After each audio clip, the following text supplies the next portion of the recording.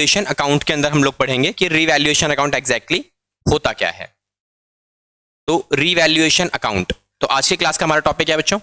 Revaluation account. Revaluation account का मतलब exactly क्या होता है? देखो, जब भी ना कोई नई पार्टनरशिप फर्म के अंदर, लेट्स सपोज कि हमारे पास दो पार्टनर्स हैं, ए और बी। अब सी कहता है कि मुझे आपकी पार्टनरशिप फर्म में एडमिशन लेना है फॉर 1/4 शेयर। ठीक है, अभी एट प्रेजेंट जो सिचुएशन थी हमारे पास, हाफ प्रॉफिट ये एंजॉय कर रहा था, हाफ प्रॉफिट ये एंजॉय कर रहा था। या मैं ये बोलूं कि जितनी भी आपके पास बैलेंस शीट है, बिकॉज जब ये साथ में बिजनेस कर रहे हैं तो कहीं ना कहीं तो इनकी बैलेंस शीट बनी होगी ना।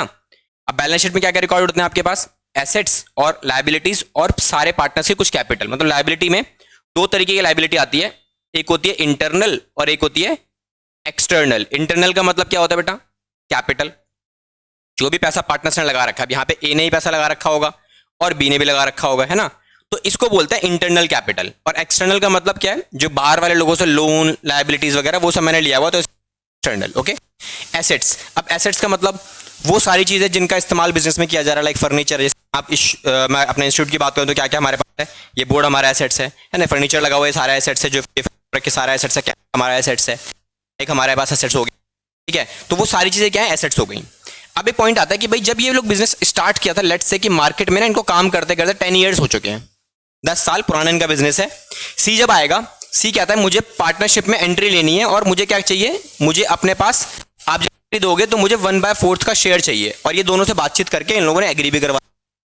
अब एक पॉइंट आता है कि भाई पार्टनर्स क्या बोलते हैं? पार्टनर्स कहते हैं कि भाई हम आपको एडमिशन तो दे देंगे पार्टनरशिप फर्म में, बट उससे पहले ये आपस में कुछ बातचीत करेंगे। ये बोल रहे हैं एडमिशन करने से पहले जितने भी हमने एसेट्स और लायबिलिटीज अपने पास रिकॉर्ड कर रखे हैं ना, इनको आज की वैल्यू पे लेके आते हैं। बिकॉज हो क्या रखा है,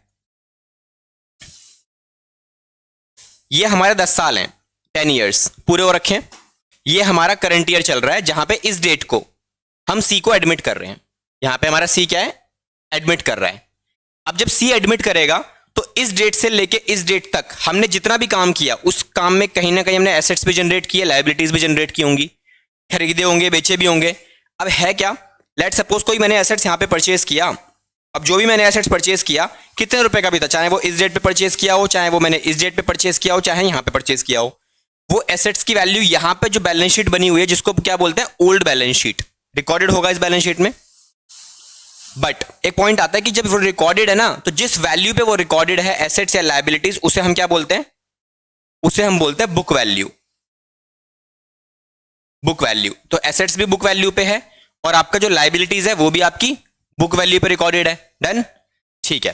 अब पार्टनर्स ने क्या डिसाइड किया कि देखो भाई, जब तक हम काम कर रहे थे तब तक तो कोई दिक्कत नहीं है, बिकॉज ये एसेट्स और लायबिलिटीज हम लोगों ने जनरेट किए हैं, तो जितने के भी है हमारे लिए।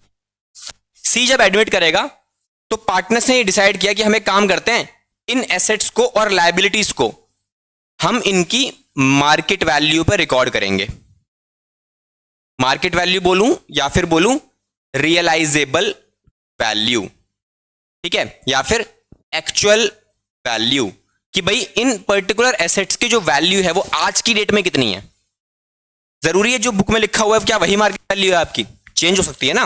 लाइक आपके एसेट साइड पे आपने स्टॉक लिखा हुआ है, मशीनरी लिखा हुआ है, फर्नीचर लिखा हुआ है, ये सारे एसेट्स लिखे होंगे, लेकिन ये सारे जो एसेट्स हैं वो किस वैल्यू पे हैं?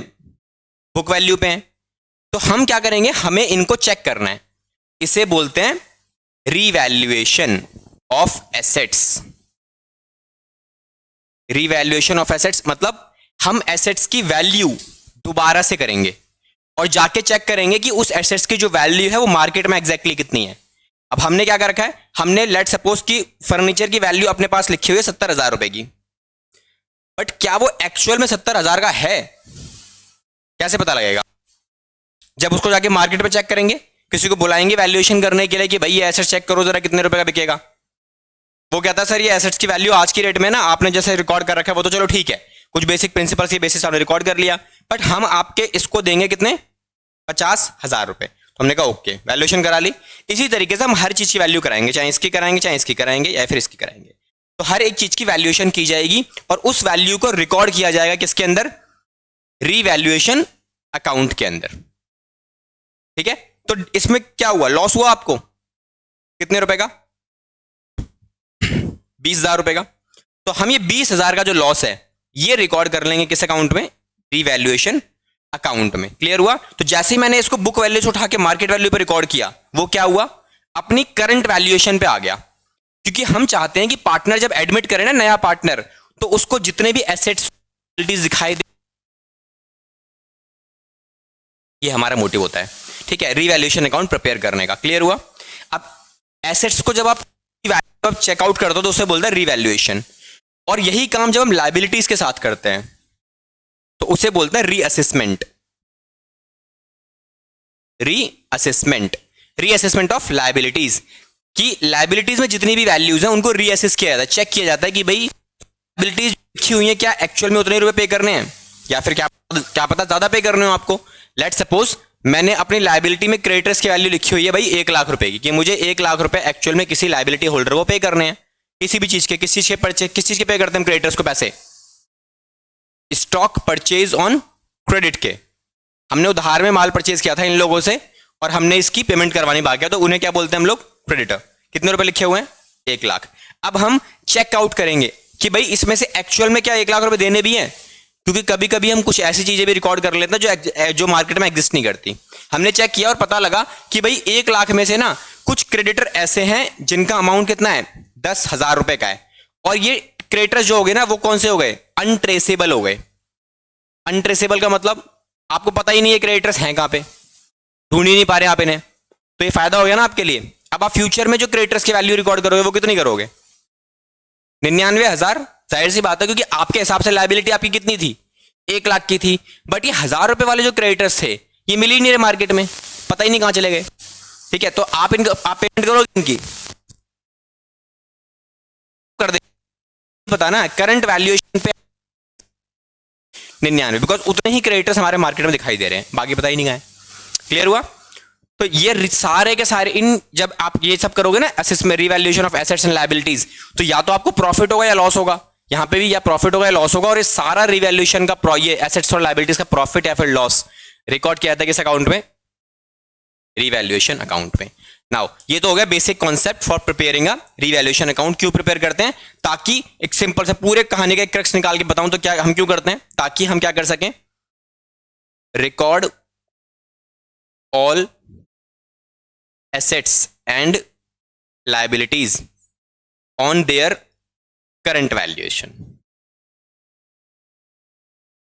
हम क्यों बनाते हैं रिवैल्यूएशन अकाउंट, ताकि हम अपने एसेट्स और लायबिलिटीज को करंट वैल्यू पे रिकॉर्ड कर सके बस। क्योंकि करंट वैल्यू पे रिकॉर्ड करने के लिए क्या करना पड़ेगा, आपको नुकसान और फायदे को रिकॉर्ड करना पड़ेगा, तो उस चीज के लिए आप बनाओगे रिवैल्यूएशन अकाउंट, दैट्स इट। तो this is a basic concept for preparing a revaluation account. Valuation is prepared, तो बोलोगे to record all the assets and liabilities on their current value, we need to adjust these assets and liabilities. For that we are required to pay to maintain the revaluation account। ठीक है, तो this is a basic concept. अब एक काम करते हैं इसका format, because ये देखो ये तो लिखने वाली चीज नहीं थी आपके पास, अभी लिखने वाली चीज क्या है, अब यहां से आप नोट्स प्रिपेयर कर सकते हो कि रिवैल्यूएशन अकाउंट एग्जैक्टली जब बनाने की बात आती है ना तो कैसे बनाया जाता है। ठीक है, देखो आपको ना जब पढ़ाई करते हैं ना तो 2 तरीके से आपको स्टडी करनी चाहिए, एक होता है पढ़ना और एक होता है समझ होता है ना। आपको कोई ऐसा सब्जेक्ट दूं जो आपके लेवल का ही नहीं है, लाइक मैंने आपको बोला फिजिक्स में पढ़ो, तो फिजिक्स आप रीड कर सकते, रीड करने में क्या इंग्लिश में तो होता है सारी चीजें, रीडिंग ही तो मारनी है, पैराग्राफ रीड करने को बोल दिया फिजिक्स का रीड करो, कर लोगे, आराम से कर लोगे। लेकिन समझ के पढ़ने वाला काम क्या है, जब आप उसके एक एक वर्ड का मतलब समझ रहे हो, उसका एप्लीकेशन समझ रहे हो कि कैसे अप्लाई किया जाता है, वो सारी चीजें, तो आपको वैसे पढ़ना है हमेशा। तो केवल पढ़ने के लिए नहीं, कुछ सीखने के लिए पढ़ना है आपको। ठीक है, बिकॉज वो ज्यादा इंपॉर्टेंट चीज है आपके लिए। एक दिन में कितना पढ़ा वो जरूरी नहीं है, एक दिन में कितना सीखा वो ज्यादा इंपॉर्टेंट होता है। ठीक है, तो आ जाओ सबसे पहले इसके फॉर्मेट के ऊपर, कि जब अकाउंट्स में आपको फॉर्मेट ही बनाना पड़ेगा इसका, जब आप क्वेश्चंस हम लोग करेंगे तो you need to prepare a format. ठीक है, तो रीवैल्यूएशन अकाउंट की जब हम बात करें तो क्या क्या चीजें आपको बनानी पड़ती हैं वो एक बार देख लो। तो ये हमारे पास फॉर्मेट होगा सिंपल सा, रीवैल्यूएशन अकाउंट कैसे बनता है। अब इसमें अकाउंट के अंदर बेसिकली हमने 11th क्लास में भी सीखा था कि जो लेफ्ट साइड होती है वो आपकी डेबिट साइड होती है, राइट साइड होती है वो आपकी क्रेडिट साइड होती है। किसी भी तरीके का अकाउंट आपका आ जाए तो यही साइड आपकी बनेगी। एग्जाम में एक क्वेश्चन निकल के पक्का आएगा आपका, 100% आएगा। रीवैल्यूएशन अकाउंट का नेचर क्या होता है? नेचर ऑफ अकाउंट, इस अकाउंट का नेचर क्या है? ऑप्शंस में देगा आपको पर्सनल, रियल, नॉमिनल या फिर नन ऑफ दीज। तो क्या होता है इसका? नॉमिनल होता है। परफेक्ट। तो नॉमिनल अकाउंट इसका नेचर है। ठीक है, ये टॉपिक आपका एग्जैक्टली सेम काम करता है थर्ड चैप्टर में भी। फोर्थ, ये आपका चैप्टर कौन सा है? फिफ्थ चैप्टर है आपका ये। ठीक है, अच्छा फोर्थ ही है ना हमारा इस सेशन के लिए, लास्ट सेशन में फिफ्थ चैप्टर था आपका ये। ठीक है, बिकॉज एनपीओ भी था उस टाइम पे, अभी फोर्थ पे आ गया ये। ठीक है, बिकॉज एनपीओ नहीं है इस सेशन में। ओके, तो क्या है नॉमिनल अकाउंट? अब नॉमिनल अकाउंट है तो हमारे लिए क्या बेनिफिट है, हमें कैसे पता लग गया नॉमिनल अकाउंट है? और नॉमिनल अकाउंट एग्जैक्टली होता क्या है, ये आपका 11th का टॉपिक है, बट फिर भी बता दो मैं आपको एक पॉइंट इसके अंदर कि नॉमिनल अकाउंट में जितने भी डाटा रिकॉर्ड करते हैं ना, उसके अंदर डेबिट करते हैं हम सारी चीजें। क्या? Debit all expenses and losses, credit करते हैं ऑल इनकम एंड गेन वगैरह, कोई भी फायदा होगा या गेन होगा, इनकम होगा, तो उसे रिकॉर्ड करेंगे क्रेडिट साइड पे। इसी प्रिंसिपल को है इस अकाउंट को बनाते टाइम। तो एक बात बताओ, ये चीज क्लियर है? किसी भी एसेट्स में बेनिफिट कब होगा? जब वो बढ़ेगा या वो कम होगा? दो चीजें होंगी ना, ये तो बेनिफिट होगा या लॉस होगा। सेम लायबिलिटीज के अंदर कब कब बेनिफिट लॉस होगा बताओ जरा? एसेट्स में बेनिफिट कब होगा? जब वो बढ़ेगा। डेबिट क्रेडिट छोड़ दो, जब वो बढ़ेगा, प्लस होगा तो बेनिफिट होगा, मतलब इंक्रीज होगा तो बेनिफिट होगा। लॉस कब होगा? जब वो डिक्रीज करेगा तभी लॉस होगा, इसमें कोई डाउट? परफेक्ट। लायबिलिटीज की बात करते हो तो लायबिलिटीज में प्रॉफिट लॉस कब होगा? लायबिलिटीज में बेनिफिट कब होगा? जब वो घटेगी। लायबिलिटी का मतलब क्या होता है? कर्जा। आपका कर्जा जितना कम हो जाएगा, जब आप रीअसेसमेंट कर रहे हो और आपको पता लगता है कि यार 1 लाख देने थे, बट रीअसेसमेंट में पता लगा यार 99 देने हैं आपको, बिकॉज 1000 के क्रेडिटर्स तो मिल ही नहीं रहे आपको, फायदा हुआ। तो इसका मतलब बेनिफिट कब होगा? जब वो कम हो जाएंगे। नुकसान कब हो जाएगा आपका? जब पता लगा मैं चेकआउट करने बैठा, मैंने कहा यार एक बिल और मिल गया मुझे, इसकी रिकॉर्डिंग तो मैंने कर ही नहीं रखी, तो इसे भी रिकॉर्ड करना पड़ेगा। तो रिकॉर्ड करेंगे मतलब लायबिलिटी जब बढ़ जाएगी तो आपका क्या हो गया? लॉस हो गया। ये क्लियर हुआ? कैपिटल लायबिलिटी में, लेकिन कैपिटल को रीअसेस करने की जरूरत थोड़ी है, क्योंकि कैपिटल किसकी होती है? ऑनर्स की होती है। ऑनर को तो पता रहेगा ना डे टू डे बेसिस पे, मैंने इतना पैसा लगा रखा है, मैंने इतना लगा रखा है, तो उसको चेक करने की जरूरत नहीं होती। आपको एक्सटर्नल लायबिलिटीज को ही चेक करना होता है। ठीक है, क्योंकि वो बाहर वालों का पैसा है, इसीलिए। ठीक है, तो इसी कॉन्सेप्ट को हम यूज करेंगे और इसमें प्रेजेंट करेंगे। कैसे करते हैं देखो, मैंने क्या लिखाया था, ये आपकी कौन सी वाली साइड हो गई? डेबिट वाली, जहां पे क्या रिकॉर्ड करते हो आप? लॉस। और क्रेडिट वाली कौन सी हो गई? All income and gains. तो किसी भी तरीके का कोई गेन होगा एसेट्स या लायबिलिटीज में, वो यहां रिकॉर्ड होगा। ठीक है, तो कैसे करेंगे? लॉसेस के लिए आप ये साइड यूज करोगे और क्या लिखोगे इसमें? 2 इंक्रीज इन लायबिलिटी, नुकसान हुआ। ठीक है, एसेट्स में नुकसान कब होगा? डिक्रीज इन एसेट्स, ये भी लॉस हो गया मेरा। क्लियर? ठीक है, और एक नुकसान और हो सकता है एक तरीके का, कब हो सकता है?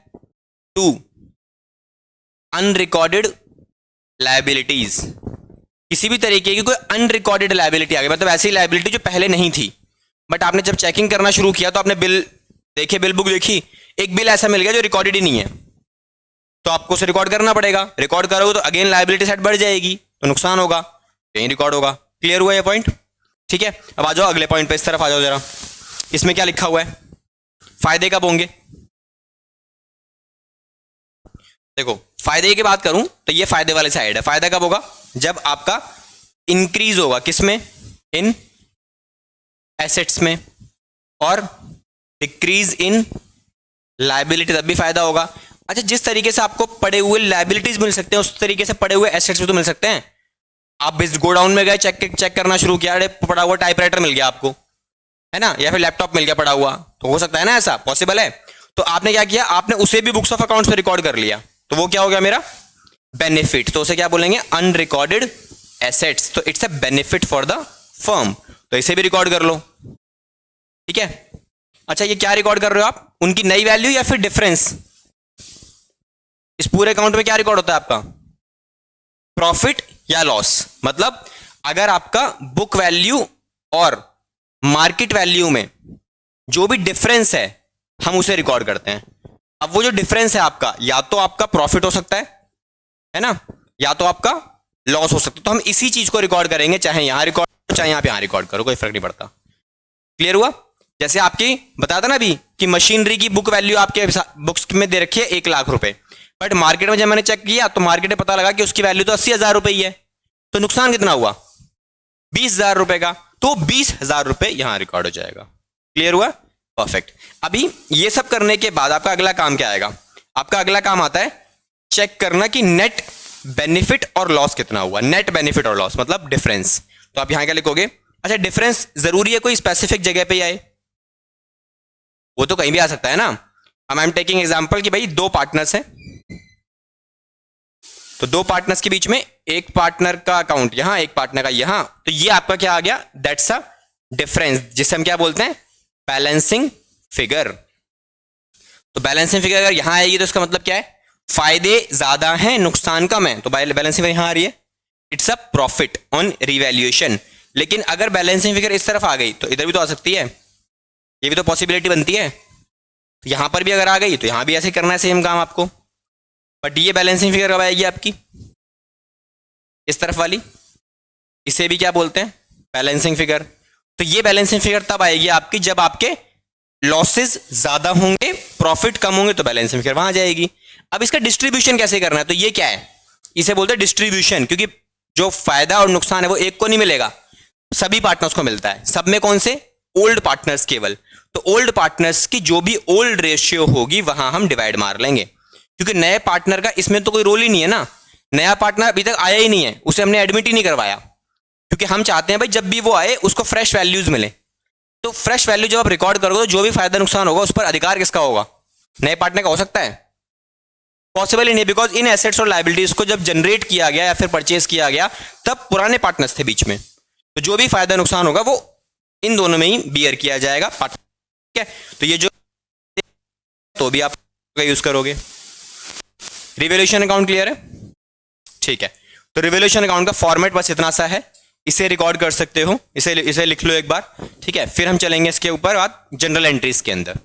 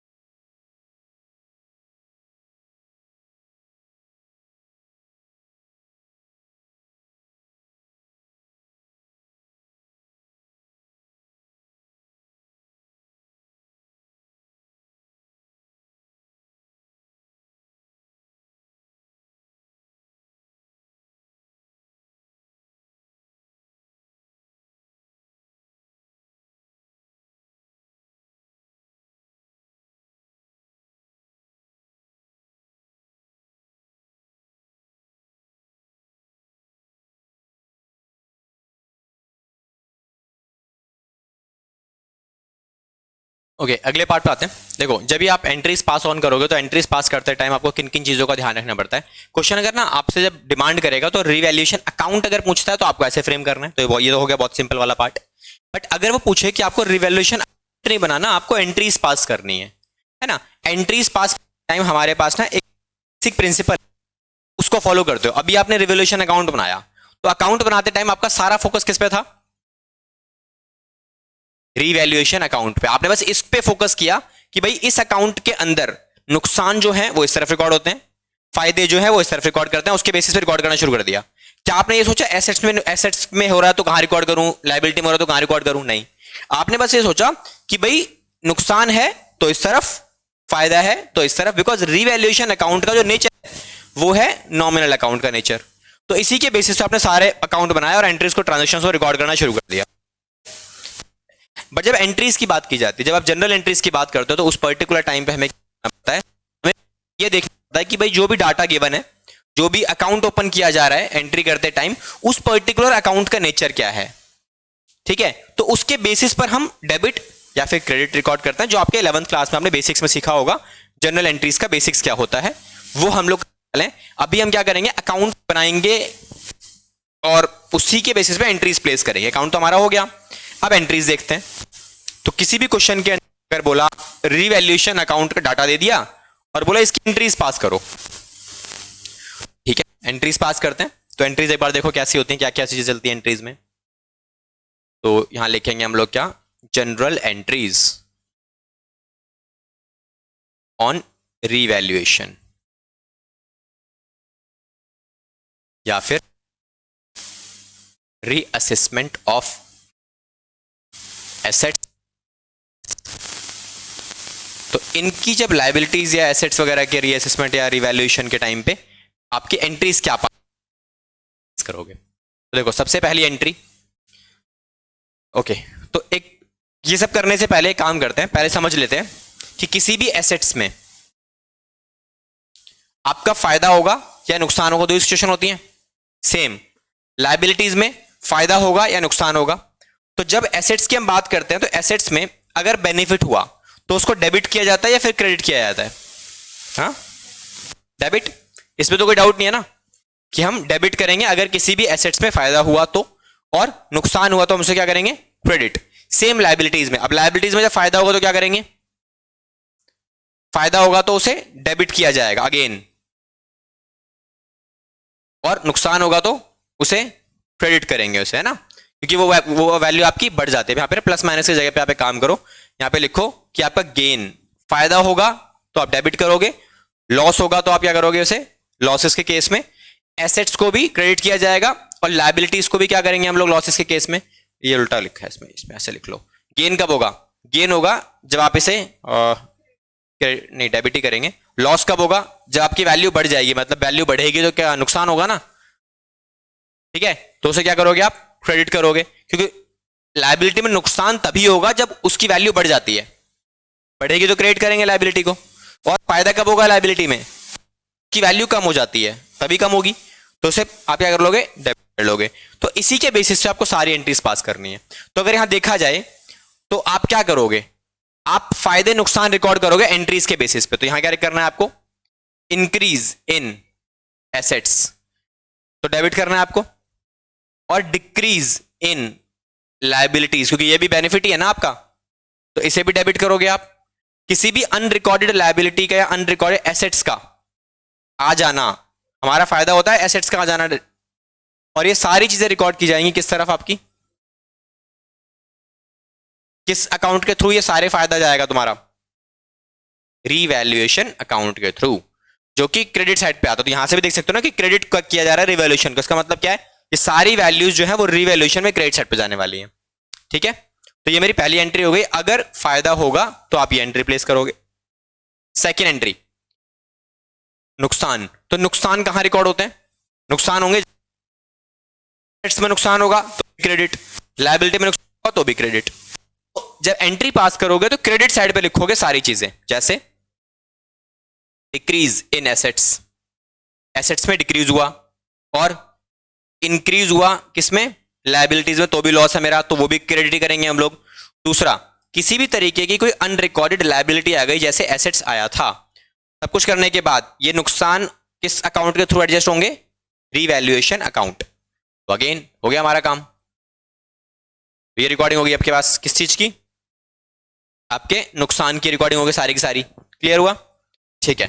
अब इतना करने के बाद आपका जो अगला स्टेप आता है वो आता है तुम्हारे पास क्या, कि भाई आपने फायदे नुकसान तो रिकॉर्ड कर ही लिए, बट नेट बेनिफिट और नेट प्रॉफिट तो निकलेगा ना, क्योंकि इसमें ये हो गया मेरे सारे क्या, ये हो गए मेरे सारे गेन फायदे, और ये क्या हो गया मेरे सारे लॉसेस। क्या इनकी वैल्यू सेम होगी? पूरे बुक में एक क्वेश्चन गिवन है जिसमें सेम है, बाकी सब में डिफरेंस आएगा। तो अगर डिफरेंस आएगा तो कहीं ना कहीं क्या है, या तो प्रॉफिट होगा या लॉस होगा डिफरेंशियल अमाउंट के बीच का। तो उस डिफरेंशियल के बेसिस पे जो भी प्रॉफिट होगा वो लॉस होगा, तो उसमें क्या निकल के आएगा? प्रॉफिट निकल के आएगा या तो लॉस निकल के आएगा, है ना, और तो कुछ निकलेगा नहीं आपका। तो आप तीसरा जो एंट्री बनता है, या तो आपका बनेगा किस चीज का? Profit on revaluation. अब ये कैसे पता लगेगा प्रॉफिट हुआ रिवैल्यूएशन में या लॉस हुआ है? जब आपका गेन ज्यादा होगा लॉसेस से, तो जाहिर सी बात है कि वो गेन की बात कर रही है, तो प्रॉफिट ही हुआ ना मेरा, कि भाई ये जो एंट्री है मेरी ये वाली, ये ज्यादा है और ये कम है, तो डिफरेंस क्या हुआ मेरा? प्रॉफिट हुआ। प्रॉफिट के केस में पार्टनर्स को पैसा मिलता है या पार्टनर्स से पैसा लिया जाता है? मिलता है, एग्जैक्टली। अब पार्टनर्स को पैसा लिया जाएगा, दिया जाएगा, तो किस अकाउंट के थ्रू दिया जाएगा? कैपिटल अकाउंट के थ्रू या फिर करंट अकाउंट के through, depending upon their capital. की कैपिटल किस तरीके की है, कैपिटल के नेचर लिखाए थे आपको। कैपिटल अगर फिक्स्ड है तो हम करंट यूज करते हैं, लेकिन अगर फ्लक्चुएटिंग है, ये वाली फिक्स केस में, और अगर फ्लक्चुएटिंग है तो हम कैपिटल अकाउंट यूज करते हैं। ये क्लियर है? अब इस केस में कैपिटल अगर बढ़ेगी तो क्या होगा, घटेगी तो क्या होगा? मतलब पार्टनर्स को जब आप पैसा दोगे तो कैपिटल बढ़ती है, कैपिटल बढ़ती है तो क्या होगा? क्रेडिट, और घटेगी तो डेबिट। इसी रूल को फॉलो करते हो, एंट्री प्लेस कर लेंगे। तो क्या हो रहा है इसके अंदर? प्रॉफिट के केस में कैपिटल बढ़ रही है, तो इसका मतलब टू साइड पे आएंगे तुम्हारे सारे के सारे पार्टनर्स, और वो पैसा उनको चला जाएगा। लेकिन पैसा आया कहां से? जो पैसा इनको दिया जा रहा है वो कहां से आया? वो आया रीवैल्यूएशन अकाउंट का बैलेंसिंग फिगर, है ना। तो ये क्या आ गया बच्चों? ये आ गया बैलेंसिंग फिगर। और ये किस रेशियो में बटेगा? सारा ओल्ड रेशियो में, बिकॉज सारे पैसे के ऊपर पार्टनर्स का ही राइट है ना, तो इसे ओल्ड रेशियो में हम डिवाइड कर देंगे। अब इसी के केस में आपको लॉस भी देखने को मिल सकता है, लॉस ऑन रीवैल्यूएशन अकाउंट। तो जब पर लॉस कब होगा बच्चों?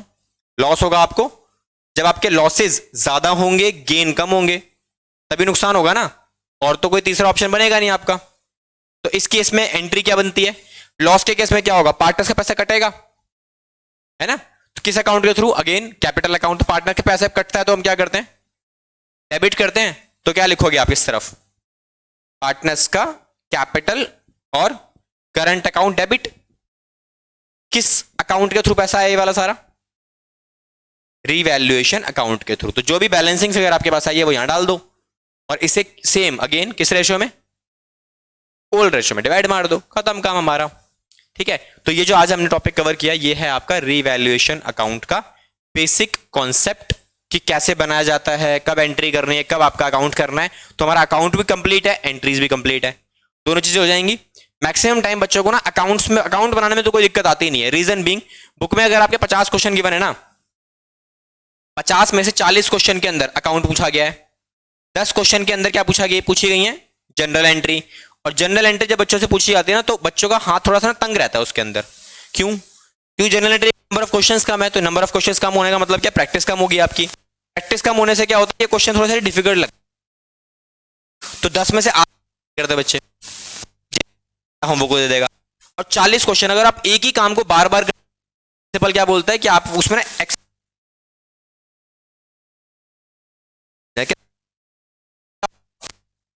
काम आसान लगना चाहिए। इनिशियली कोई काम आपको हार्ड लग रहा है, ठीक है, धीरे धीरे धीरे करते करते करते आप एफिशिएंसी लेवल पे आ जाओगे। ऐसे ही होता है ना, ऐसा तो नहीं है ना कि एकदम से आप रॉकेट बन जाओगे। कोई भी नया काम स्टार्ट किया हम लोगों ने करना, तो पहली बार साइकिल चलाना स्टार्ट करें तब भी डर लगता है ना, अबे कैसे करेंगे, कोई पीछे पकड़ने वाला ढूंढते रहते हैं, पापा यहाँ पकड़ने वाले नहीं है, और पापा ने छोड़ दिया तो क्या होगा? आधा दिल तो धक धक ऐसे करना है, पापा ने छोड़ दिया भाई अब तो गिर जाऊंगा मैं। लेकिन कुछ पर्टिकुलर टाइम पे जब आप रेगुलर बेसिस पे करने लगते हो, डरते नहीं हो, करते रहते हो, तो क्या होता है? फिर तो हाथ छोड़ के चलाना शुरू कर देते हो। ऐसे ही होता है ना। तो धीरे धीरे करके हर फील्ड में ये प्रिंसिपल्स आपके लागू होते हैं। कोई भी नया काम सीखते टाइम इनिशियल लेवल पे दिक्कत आती ही आती है, और आनी भी चाहिए, ठीक है। नहीं आएगी इसका मतलब क्या, आप कुछ सीख ही नहीं रहे हो, आप तो वही काम कर रहे हो जो आपको पहले से आता है। तो हमेशा कोशिश करो जिस चीज से डर लगता है ना वही कर डालो। थोड़े टाइम डर लगेगा, उसके बाद डट के सामने खड़े हो जाओगे, अब तो कुछ भी आ जाए हम सब कर लेंगे। हम भी जब अपने लेवल पे थे तब हम पढ़ाई कर रहे थे, तब हमें भी डर लगती थी सारी चीजें, बट आज मास्टरी हो गई है। क्यों? क्योंकि आप जिस टॉपिक को एक बार करते हो ना, वही टॉपिक हम दिन में 4 बार 4 अलग अलग बैचेस में कराते हैं।